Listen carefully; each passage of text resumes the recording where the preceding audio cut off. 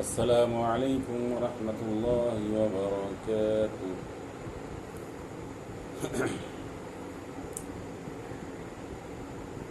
میرے عزیزم دوستو اور میرے پیارے رشتہ داروں، مجھے پہچاننے کے لیے تم لوگوں کی عمریں بیت جائیں گی، لیکن مجھے پہچان نہیں پاؤ گے کہ میں کس مٹی کا بنا ہوا انسان ہوں۔ راتوں کو اٹھ کے ہنستا ہوں، کبھی روتا ہوں، کبھی بولنے لگتا ہوں، دن میں بھی پاگلوں والی کیفیت کرتا رہتا ہوں۔ دنیا کہتی ہے کہ یہ پاگل ہے، میں کہتا ہوں کہ میں مہا پاگل ہوں۔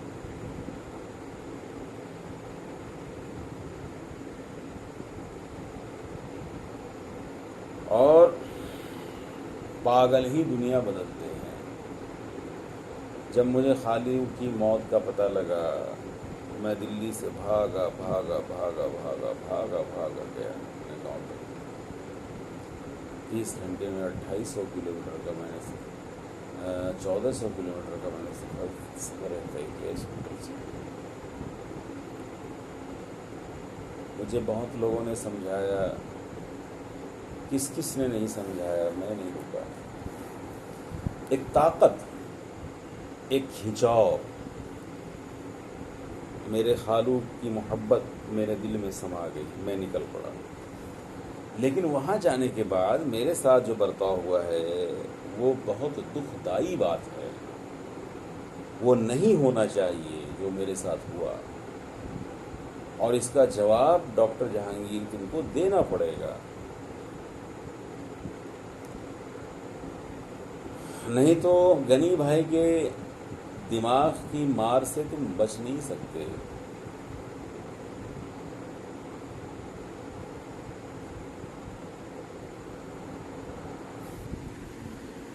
پنگا کس سے لے لیا؟ غنی بھائی سے۔ اب ایک غنی بھائی دیکھی تھی وانٹیڈ سلمان خان کی، ایک بار دیکھ لینا۔ میں نے اس غنی سے بہت کچھ سیکھا ہے۔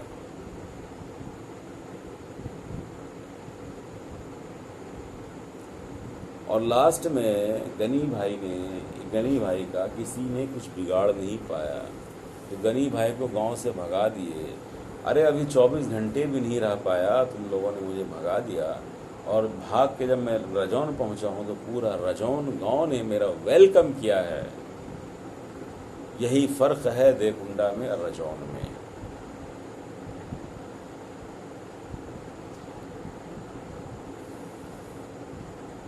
خیر، جن لوگوں نے میرے ساتھ راجنیتی کی ہے ان کو راجنیتک اسٹائل سے ہی جواب دوں گا۔ وقت کا انتظار کیجیے، میں اتنا ہی کہوں گا۔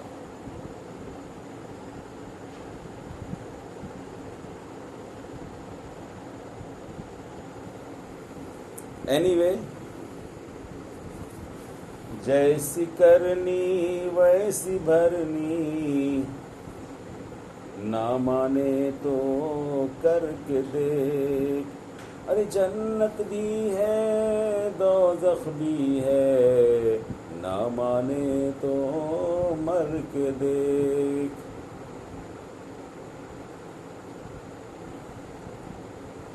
آغاز اپنی موت کا کوئی بشر نہیں، آگاہ اپنی موت کا کوئی بشر نہیں۔ سامان 100 برس کا پل کی خبر نہیں، آگاہ اپنی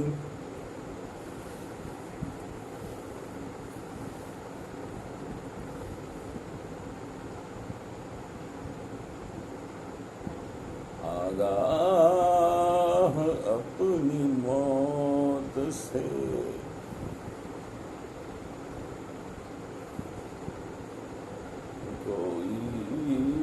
بشر نہیں.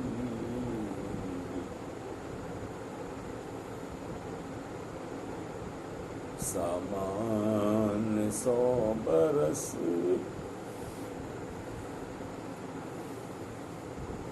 کا پل کی خبر نہیں. آگاہ اپنی موت سے کوئی بشر نہیں. سامان 100 برس کا پل کی خبر نہیں. یا اللہ ہے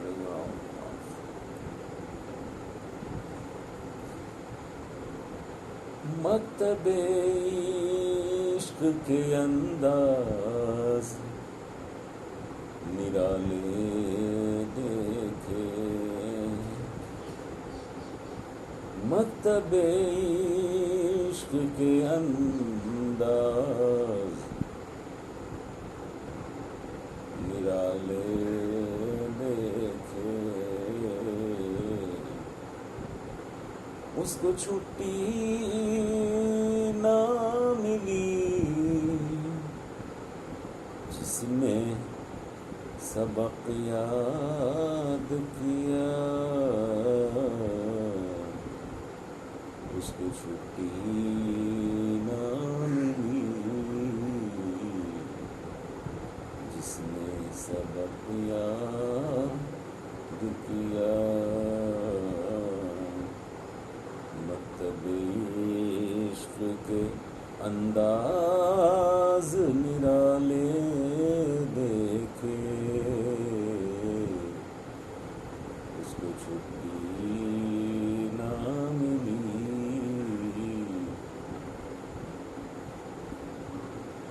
جس نے سبق یاد کیا.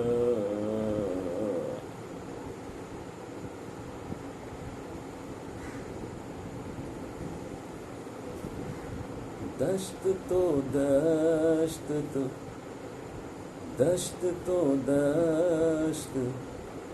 دریا میں.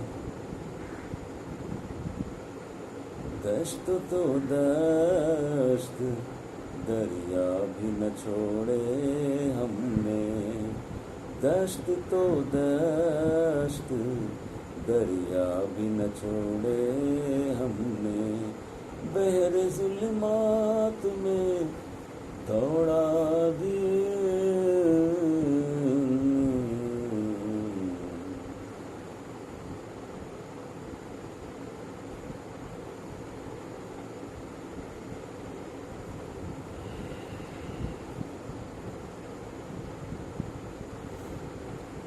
دشت تو دشت دریا بھی نہ چھوڑے ہم نے.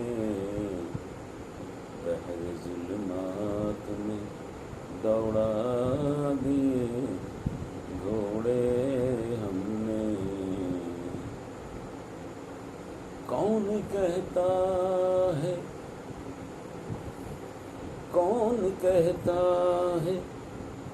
کہ آسمان میں سوراخ نہیں ہوتا.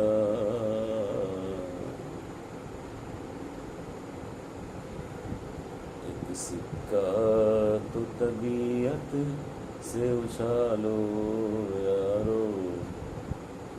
ایک سکہ تو طبیعت سے اچھالو یارو. کون کہتا ہے کہ آسمان میں سوراخ نہیں ہوتا.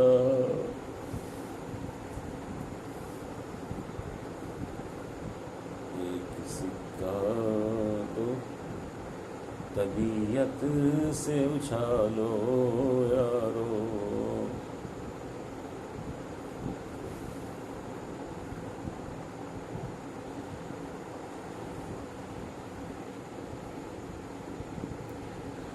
غلط رو سے منازل کا بعد بڑھتا ہے.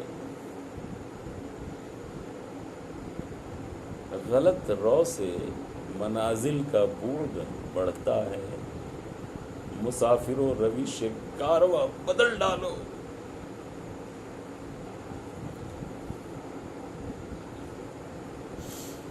مسافروں روش کارواں بدل ڈالو۔ یہ علامہ اقبال رحمۃ اللہ علیہ کا شعر ہے۔ اتنا وزن ہے اس شعر میں، اتنا معنی ہے، اتنی گہرائی ہے۔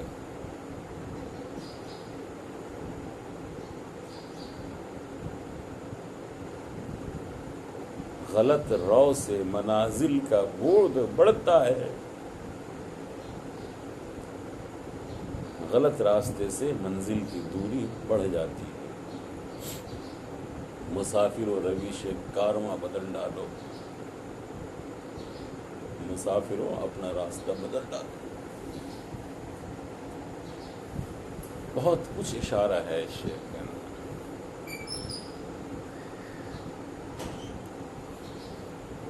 میں یہ کہتا ہوں اے قاسمیوں، میں یہ کہتا ہوں اے قاسمیوں، اگر سر سید احمد خان صاحب علی گڑھ مسلم یونیورسٹی کی بنیاد نہیں رکھتے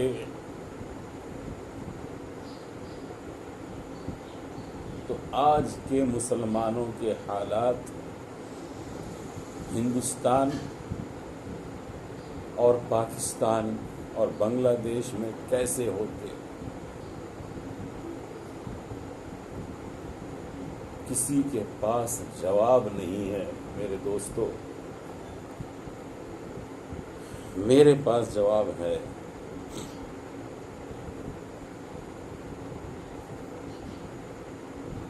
مولانا نے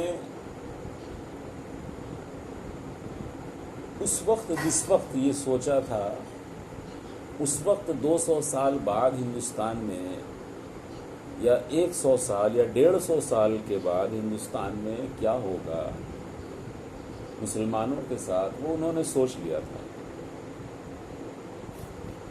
ان کو وہ چیز نظر آ گئی تھی، اور وہ لگ گئے، انتھک محنت کرنے لگے، اتنی محنت کی کہ ہم اور آپ خوابوں میں بھی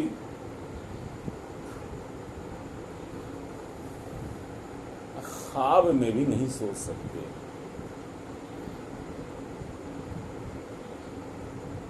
دامن پھیلایا لوگوں کے سامنے، صرف کرتا پہنتے ہیں نا، کرتے کا دامن ہوتا ہے، دامن پھیلایا، بھائی دے دو، بھائی دے دو، بھائی دے دو۔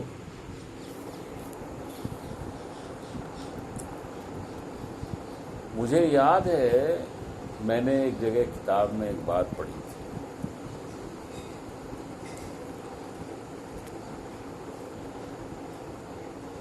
کہ مولانا ایک بنیے کے پاس جاتے تھے،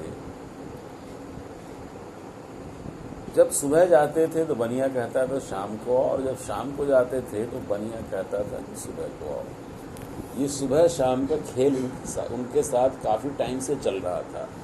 مولانا تنگ آ کر کے ایک دن وہ شام کو گھر گئے ہی نہیں، وہیں انہوں نے ڈیرا ڈنڈا ڈال دیا کہ اب ہمیں رات یہی بتانی ہے، چونکہ یہ صبح شام کا چکر جو ہے بہت زیادہ ہو گیا۔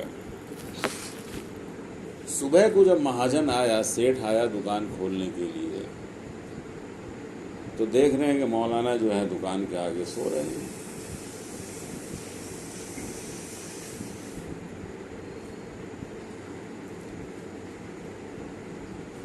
انہوں نے جگایا مولانا کو، حضرت آپ یہاں؟ ہاں بس صبح شام سے میں تنگ آ گیا، سوچا کہ اب رات گزار ہی لوں، صبح تو آنا ہی ہے تو رات ہی گزار دیتا ہوں۔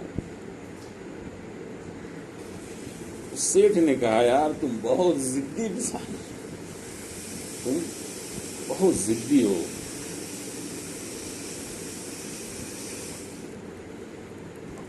उसने दुकान खोली, खोलने के बाद 50,000 रुपए का चंदा दिया मौलाना को। कितने का? 50,000 रुपए। ये मैंने पढ़ी है ये बात।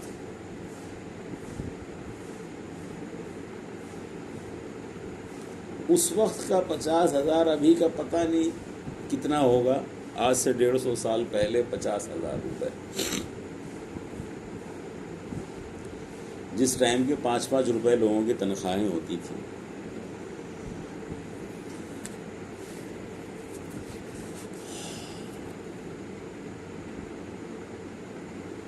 तो क्या आज का मुसलमान हिंदुस्तान में कैसा होता अगर मौलाना ये ना करते? तो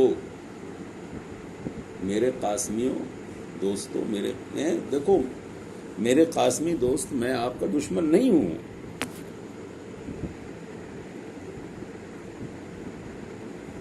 मैं आपका दोस्त हूं। आप हजरात मुकम्मल बात क्यों नहीं करते हो?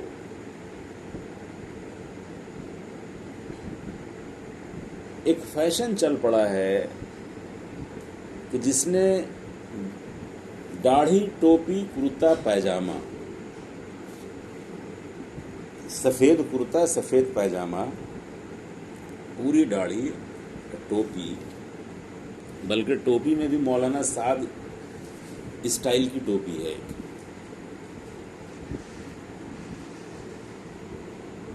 ये एक फैशन चल पड़ा है।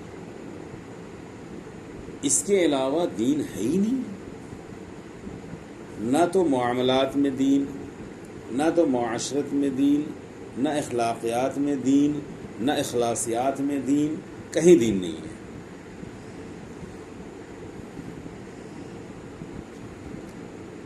क्यों नहीं है भाई?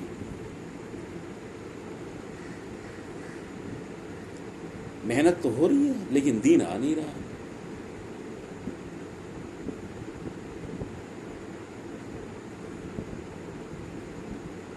मेहनत कुर्बानी मांगता है। कुर्बानी का जो सतह है वो सतह है ही नहीं हमारा, उसको हम कुर्बानी नहीं कह सकते।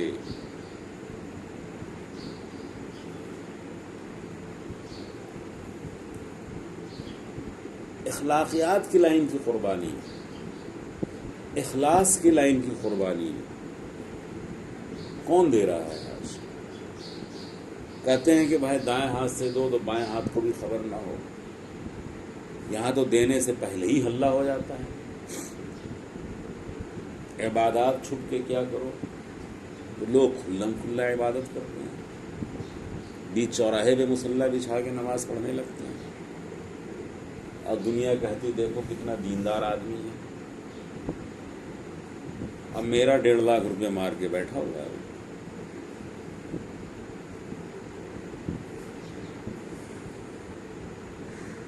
तो मैं इसीलिए कहता हूँ कि जोर जिस बात पे दी जा रही है उस बात पर जोर ना दे करके जोर इस बात पे दिया जाए कि भाई हमारे अखलाकियात अच्छे कैसे हो जाएं, हमारे मामलात अच्छे कैसे हो जाएं, हमारे इखलासियात अच्छे कैसे हो जाएं, हमारी लेन देन अच्छे कैसे हो जाएं।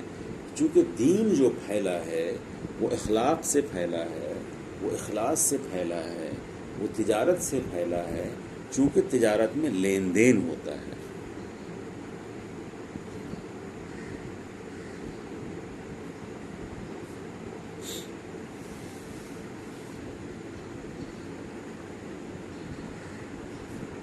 हम कैसा मुस्तकबिल देना चाह रहे हैं अपने आने वाली नस्ल को?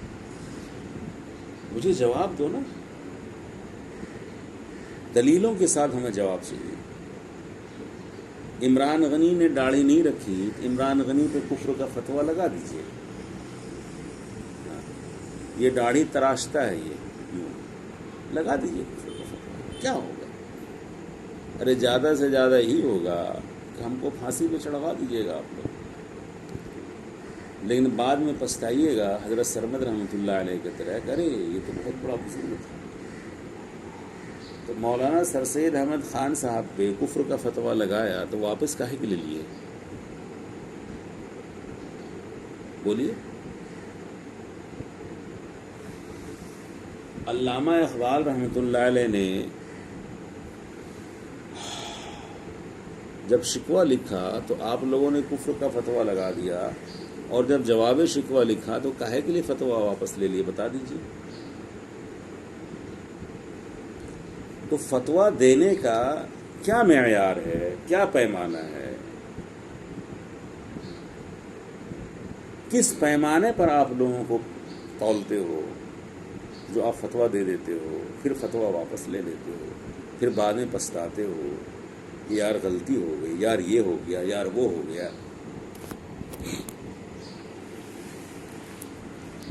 میری ایک بات یاد رکھنا، تم لوگوں نے پورے ہندوستان کے مسلمانوں کو اور خاص طور کے حفاظ کرام کو اور علماء دین کو بھکاری بنا دیا، بھکاری۔ یاد رکھنا میری یہ بات، کل قیامت میں اتنے سوتے جاؤ گے نا تم سب لوگ، کھالے بھاگنے کا راستہ نہیں ملے گا۔ سفید کرتا اور سفید پاجامہ جھاڑتے ہو، 10,000 روپے مہینے کی نوکری کرنے والا آدمی ہوٹل میں کھانا کھاتا ہے اور ایک وقت کا 1,000 روپے کا بل جمع کرتا ہے۔ کہاں سے آتا ہے وہ پیسہ؟ سب سالے حوالہ کے پیسے کھا رہے ہیں، چندے کے پیسے کھا رہے ہیں، صدقہ زکوٰۃ کے پیسے کھا رہے ہیں اور کھلا رہے ہیں، اور کہتے ہیں کہ ہمیں تو اللہ دیتا ہے۔ اللہ ہمیں کیوں نہیں دے دیتا بھائی؟ سب حوصلے بازی، ڈرامے بازی بند کرو، ورنہ یہ مرد مجاہد جو ہے نا لڑنے کے لیے تیار ہے۔ ایک ایک کو دیکھ لوں گا میں، مجھے آنے دو ٹی وی چینل کے اوپر، کرو مجھ سے بحث، کرو مجھ سے بحث۔ ہندوستان کی سڑک پہ چلتے ہو اور سرکار کو ٹیکس نہیں دیتے ہو اور کہتے ہو کہ میں تو اللہ والا انسان ہوں۔ ہندوستان کی سڑکوں پہ چل رہے ہو اور ٹیکس نہیں دو گے اور کہو گے میں اللہ والا ہوں۔ ارے تم کیسے اللہ والے بن جاؤ گے بھائی؟ تم ملک کے قانون کو توڑ رہے ہو اور اللہ والے بن جاؤ گے؟ ایسا کبھی ہوا ہے؟ شریعت یہ کہتی ہے کہ جس ملک میں رہتے ہو اس ملک کے قانون کو مانو، اگر وہ اس ملک کا قانون براہ راست تمہارے شریعت سے نہ ٹکراتا ہو تو